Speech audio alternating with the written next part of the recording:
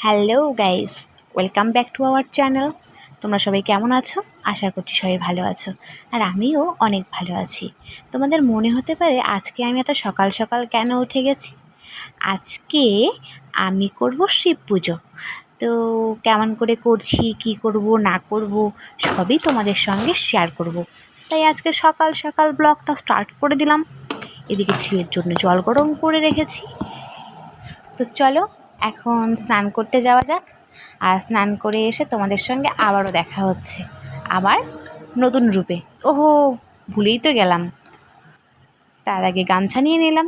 চলো, হে এভরিওয়ান, দেখো আমাকে কেমন লাগছে, আর কমেন্টে জানাবে কিন্তু অবশ্যই।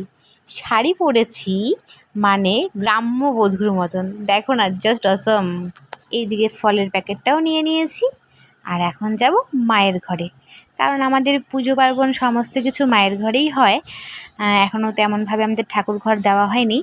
তো চলো যাওয়া যাক। এই সুযোগে তোমাদেরকে মায়ের ঘরটাও দেখিয়ে দেব আজকে।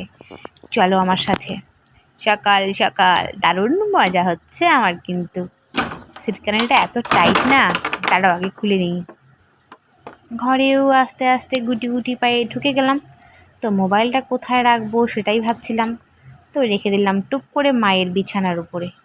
এদিকে এখন নিচে বসে আমি টুকটুক করে ফলগুলো রেডি করছি, মানে ফলগুলোতে সিঁদুর লাগাতে হয়, তো সেটাই করছিলাম বসে বসে। আর সিঁদুরের কৌটোটা খুঁজছিলাম, এদিক ওদিক দেখছি, পাচ্ছি না। তো যাই হোক, অবশেষে কৌটোটা যখন খুঁজে পেলাম, তখন মনে হলো যে আমার লক্ষ্মী দেবীটাকে একটু আমি সিঁদুর পরিয়ে আসি। তো চলো এখন মা লক্ষ্মীকে সিঁদুর পরাবো। দেখো, মা লক্ষ্মীকে যখন সিঁদুর পরাচ্ছি, পাশে দেখি রাধারানীরও ফটো আছে। তো রাধারানীকে একটু সিঁদুর পরিয়ে দিলাম ঝটপট করে।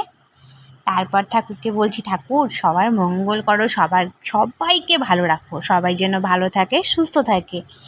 এই কথা বলে আমি এখন ধীরে ধীরে চলে আসছি। বসে পড়লাম ধাপাস।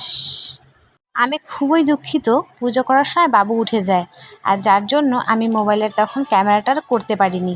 তো চলো। আর এইদিকে দেখো বুলেটের কি কাণ্ড, ও ওর মামার সঙ্গে এদিকে সাইকেলে ঘুরে বেড়াচ্ছে। আমি তো কি বলবো, অবাক। এদিকে তো ও সাইকেলে এই যে চেপেছে, সাইকেল থেকে আর নামার নামই নিচ্ছে না। এইদিকে এত প্রচুর গরম, আর এদিকে বাপ্পা তার ঘাম ছুটে যাচ্ছে। কি বলবো, মানে ব্যাপারটা জাস্ট অসম। দেখো, চিৎকার শুরু করে দিল। ওইদিকে ক্লিপসটা হালকা তুলেছিলাম বাবুর সাইকেল চাপার। তো দেখো, আমি এই পাশে ড্রেস চেঞ্জ করে ফেলেছি, আর কারণ হচ্ছে আমার বাবুর খাবার তৈরি করতে হবে। তো চলো বাবুর খাবারটা করে নিই, তারপরে তোমাদের সঙ্গে আবারও কথা হচ্ছে। বাবুকে কি খাওয়াবো ভাবছো? বাবুকে খাওয়াবো মুড়ি গুঁড়ো। তো চলো খাবার দাবার রেডি করে আবার দেখা হচ্ছে। বাবুর খাবারও রেডি করে ফেলেছি, এদিকে কাকা দিয়ে গেছে ফল। বাবুকে খাওয়ানো ঝটফট হয়ে গেল। তো চলো, বহুত খিদা পেয়ে গেছে আমার, আর ভালো লাগছে না। আমিও এদিকে খেতে বসে গেছি।